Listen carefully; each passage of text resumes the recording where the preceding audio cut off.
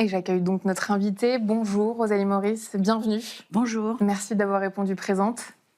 Et salut Hervé. Salut Alix. Tu as passé de bonnes vacances? Excellente, merci. Et on ne change pas une équipe qui gagne. On démarre avec ton édito. Aujourd'hui, tu nous emmènes au cœur des révolutions médicales qui s'annoncent et on frôle la science-fiction. Absolument. Donc évidemment, je ne vais pas vous parler des révolutions déjà vertigineuses qu'on nous propose sur le traitement des cancers par des vaccins, la fin du sida, qui est déjà une maladie chronique et qu'on va pouvoir contrôler avec une seule injection par an d'un antirétroviral, des greffes de neurones pour traiter la maladie de Parkinson ou du vaccin contre le mauvais cholestérol. Il y a une idée encore plus folle qui germe dans les laboratoires actuellement, c'est de se dire que la vieillesse est une maladie comme les autres. Et donc une vieillesse qui devient une maladie, c'est une maladie curable. Donc nous avons des traitements sénolytiques. Et ça peut paraître un peu dingo, mais oui, on va pouvoir réparer des cellules. Et ça marche déjà très bien chez la souris. On arrive à les faire rajeunir. Et chez les souris, on arrive à faire disparaître l'arthrose et l'ostéoporose en réinjectant des cellules. C'est quand même assez formidable. Et chez l'homme, on est déjà aux essais sur la DMLA, avec la sénolyse et la réparation de la rétine. Donc c'est incroyable, vieillir va devenir l'histoire ancienne. Et une idée encore plus folle émerge dans les laboratoires. Oui, un truc encore génial qui est encore plus génial, la cryonisation. Et c'est pas un fantasme au sens où il y a déjà des centaines de gens qui en bénéficient. C'est une pratique expérimentale absolument non validée scientifiquement et totalement interdite en France. Là, je mets les bornes. Merci de le préciser.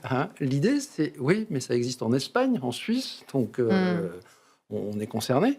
Donc l'idée, c'est qu'à son décès, le corps d'un patient est congelé dans l'azote liquide, moins 196 degrés, dans l'espoir qu'un jour, dans 50 ans, dans 100 ans, on puisse guérir les maladies qui ont provoqué le décès.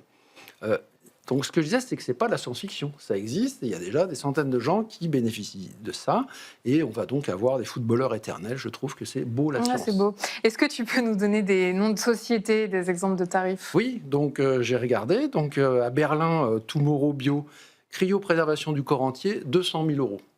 Mais il y a l'alternative où on se contente de décapiter le cadavre. L'option cerveau seul, 75 000 euros. Étonnant, le corps étant conservé en Suisse. Et il y a exactement la même offre aux USA et à Valence, en Espagne. Donc on est quand même cerné. Et comme quoi il y a un vrai marché, eh bien, il y a déjà du dumping qui existe. Et il y a une boîte en Russie qui s'appelle Cryorus. Et tout est vrai dans ce que je vous raconte, c'est ça qui est beau. Pour les riches éternels, le corps entier, 36 000 $. Le cerveau seul, 15 000 $ pour les Russes, 18 000 pour les étrangers. Donc, leur promesse, pour vivre heureux, vivons congelés. Merci beaucoup Hervé. T'en dis quoi toi? On commence à négocier avec le diable pour gagner quelques années de plus? Oui, absolument. Je ne sais pas si c'est une bénédiction ou un cauchemar. Ça me rappelle évidemment le pacte de Faust, Goethe, 1803. Est-ce qu'on vit plus heureux quand on vit plus longtemps? C'est une vraie question. Et pour finir, Goethe le même disait mourir est une distraction. Si l'on pouvait abolir la mort, on n'aurait plus rien à se dire. Poète. Rosalie, je me tourne vers vous. Ces traitements quasi futuristes, vaccins anti-cancer, lutte contre le vieillissement, c'est réaliste ou c'est trop spéculatif à ce stade? Alors, il y a beaucoup de choses qui sont quand même en marche aujourd'hui dans les thérapies de demain.